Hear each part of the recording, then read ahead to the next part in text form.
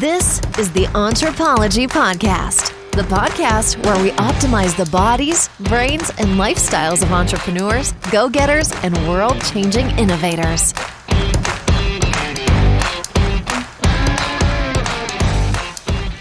Welcome to the Entrepology Podcast. I'm your host, Dr. Megan Walker. As a naturopathic doctor and anthropologist, I optimize the health and performance of badass women working to change the world as entrepreneurs and go-getters. You know, people exactly like you. Your business, body, balance, and inner badass. These are the themes we are exploring.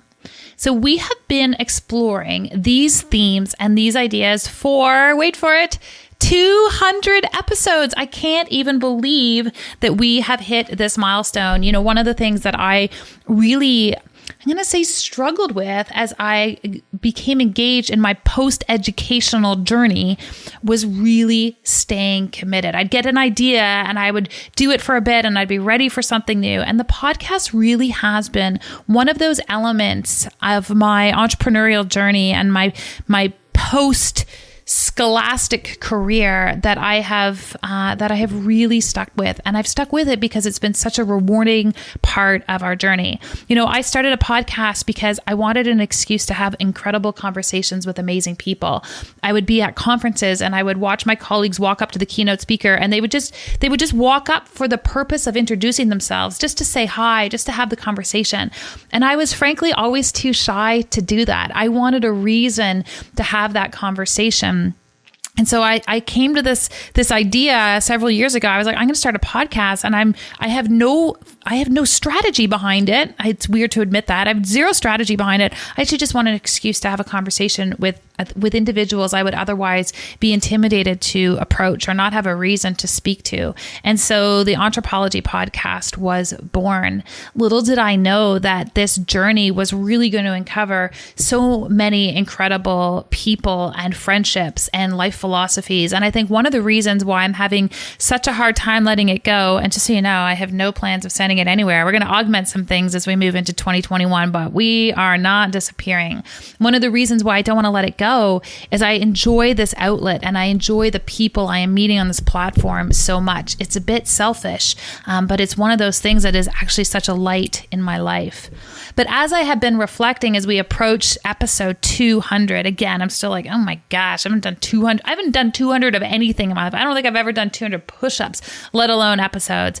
I've been really reflecting on what some of the commonalities are in terms of the messaging of our guests. We've had some really incredible out there conversations, but I find that there is a common thread that seems to weave itself in terms of whether we're talking about health or we're talking about business or we're talking about mindset. I found that there are some common features of all of the conversations of all of the individuals that I've spoken to who have been truly successful in their careers, however you want to define success. And so what I thought I would do is I wanted to break down a few of these realizations that I have come to. And as I've been reflecting on some really incredible people and opportunities over the last several years with the Entrepology Podcast, what are some of the common threads? And so here are some of the observations that I have made hosting and speaking with so many incredibly fascinating individuals. The first is the concept of flexibility. And I spoke about this recently and we discussed this recently on a podcast, but you know, I feel as though flexibility in one's business, flexibility in one's mindset, and flexibility in one's health is one of the ultimate indicators of success. It's a lead indicator of success, not necessarily a lag indicator, but one's capacity to remain flexible in any of these avenues seems to predict really strong outcomes on the other side. You know, we're quite adept, especially as clinicians, of speaking to the symptoms of someone's poor health, the symptoms of a disease, the things that characterize a problem. But we don't spend as much time talking about the characteristics of success, the characteristics of functional optimization. And flexibility is one of those things that I find quite pervasive is in those individuals who are healthiest. I don't just mean fascial flexibility, although that's actually really important. I'm also talking about metabolic flexibility. I'm talking about our capacity to manage blood sugar, our capacity to handle different types of food. It's fantastic if you're on this massively restrictive diet and you're living in a bubble and for the first time ever you've been able to eliminate symptoms from your life, but you haven't achieved health. All you've done is identify the sources of things that are creating the problem.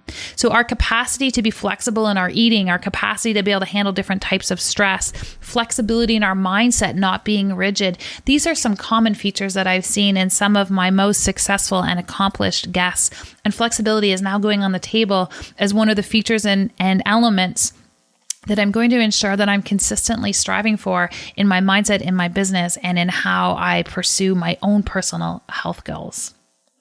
The next is really talking about behavior. And this is certainly something that I observed as a clinician, but I see it just as readily in business. In fact, I find the parallels between the mindset pieces that are required in order for us to have optimal health are so similar to what we need to have in place to have a healthy business.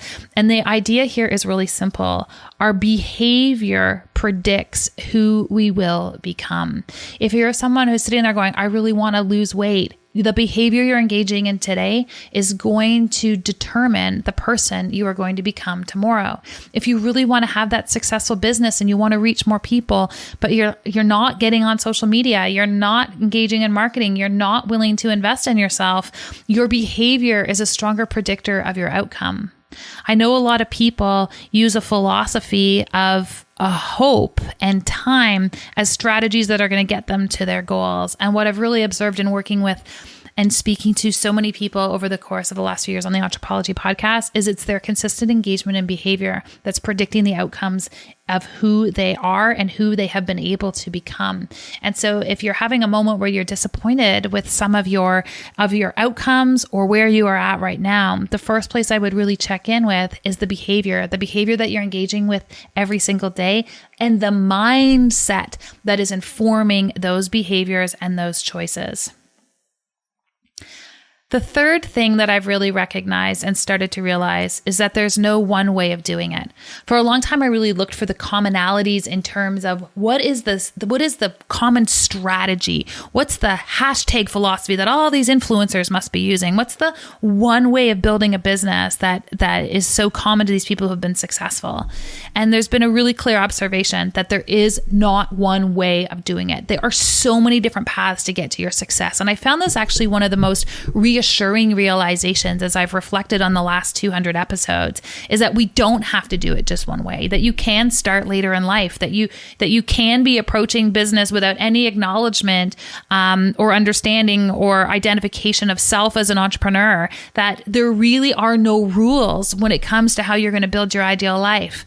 However, the one thing that I have observed that is consistent amongst these people who are achieving their dreams and goals is that they engage in a consistency of habit. So interesting, right? I was talking about how, oh gosh, it was so hard for me to get here because I'm not great at being consistent. But that is one feature that I've started to understand and pull out from having the opportunity to speak to so many individuals is that while their paths are different, while the roadmap that they are creating for themselves is frankly always dissimilar, the one common feature that I do see with these individuals is a commitment and discipline around the habits that enable them to be successful. They identify the habits that are helping them achieve their unique unfair advantage, and they are ruthlessly disciplined about making sure that they implement those habits in a consistent basis in their lives. So it's okay to have a little bit of big shiny object syndrome. It's okay to get a little bit distracted. It's okay to think really big. It's okay to get to or be approaching your business or your ideal life later in life. But you've got to identify the habits and the things you need to do every single day that are going to help you achieve your ideal life and your contribution of your dreams. The fourth thing I've realized, and it sort of ties in to these last few pieces that I've been speaking about, is that wanting something is not enough. It's not sufficient to want to lose weight. It's not sufficient to want to have a 7-figure business. It's not enough to want to be healthier. The want doesn't work when it comes to creating your ideal life. We can identify and we can envision what it is that we want, but we need to accompany the want with really distinct action. And it's back to this idea that I'm going to hope for, or with enough time, I'll get the outcome I am looking for. And in my experience, hope and time are never strategies that drive you closer to where you want to be. They are important things that we have in our life, but we have to work with them to our advantage. And so wanting is not enough, but tying your want and your vision to a very distinct strategy, this has been a really common feature amongst the individuals that I've had the chance to speak to. There's two last elements that I have found really common, and I want to make sure I mention them both. The fifth is less about a common activity that people are engaging in, but it's more of a philosophy of conversation, which is ironic because in this case, I'm sitting in the questioner seat.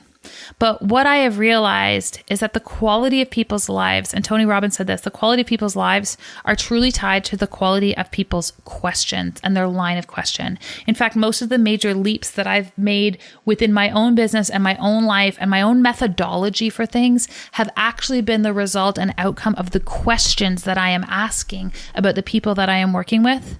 And they are not predicated on the answers. So having a curious and inquisitive mind is a really critical feature of your ongoing growth. Letting go of it, we have to do it this way because we've always done it this way. That mindset is one that I have found holds so many people back. And the conversation that I found so frequently would happen within these interviews is that people would describe that moment where everything started to accelerate in their life. Everything accelerated in terms of increasing their proximity to their dreams and goals. All of these things started to happen when they started to ask more intelligent questions and they let go of this need to do it the way it's always been done. I find a lot of people struggle with this as they transition from the thinking of like, how have we done it in our family and our family of origin to really defining how they want to do it for themselves. And I too struggled with that of really letting go with, my parents have always done it this way, or my mom always did it this way, or somebody else always did it this way, and really stopping and embracing and questioning that, and then deciding how I wanted to write the story myself, and recognizing that that was ultimately the fastest way to being able to achieve my unique dreams and my unique goals was to write my own unique story based on my own line of questioning the way it has always been done, but asking intelligent questions of the world around me. The feature that I found most common is that those people who are able to question effectively, they seek the opportunity to question more often than they seek the opportunity to give the answer. It's not about appearing the most intelligent person in the room. It's about asking the most intelligent questions. And it's something that I saw pervasive through my last 200 interviews. Finally, the last piece that I think is arguably the most important and one that I am going to take to heart personally and also in how I raise my girls. And that is this idea that I think failure should be a status symbol. So many of us spend literally years and ridiculous amounts of time and energy trying to engage in behaviors and manage what our lives look like so that we can avoid this elusive thing called failure. When I look back at my own life and I talk to so many people through the podcast, what I realize is that failure is arguably one of the most powerful opportunities to accelerate things forward. And the only difference between people who allow failure to devastate them and allow failure to power them is the mindset that people bring to the experience.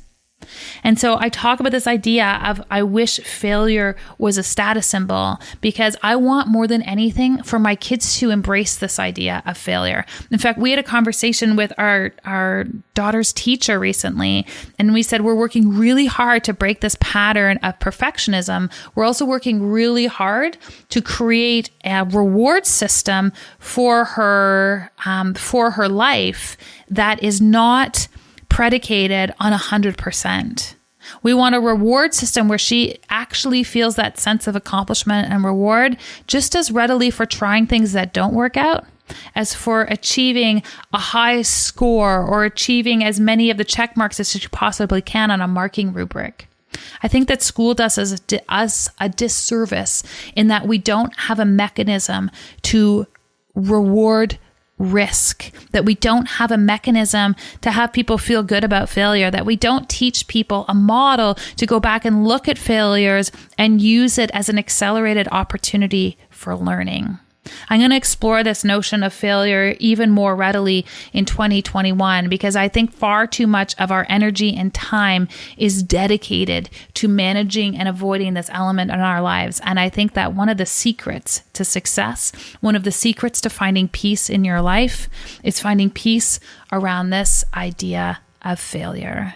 And so as we move, we got starting out a new year, we're closing off 2020. It actually really is an amazing opportunity to hit this milestone within the podcast and use this and lay this as a foundation for how we approach these conversations and where we're going to go with the Entrepology podcast over the next several years.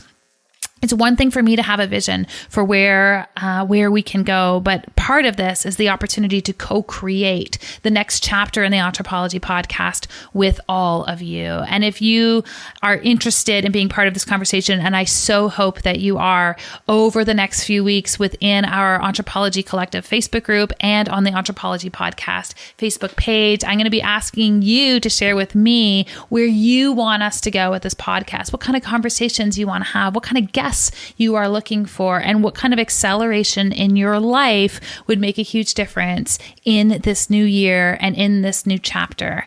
I really believe, despite all of the challenges that we have faced in 2020, that this is an opportunity for us to write our own story. It's a powerful opportunity for us to move to the next level, and I am super excited to be able to walk that journey with all of you.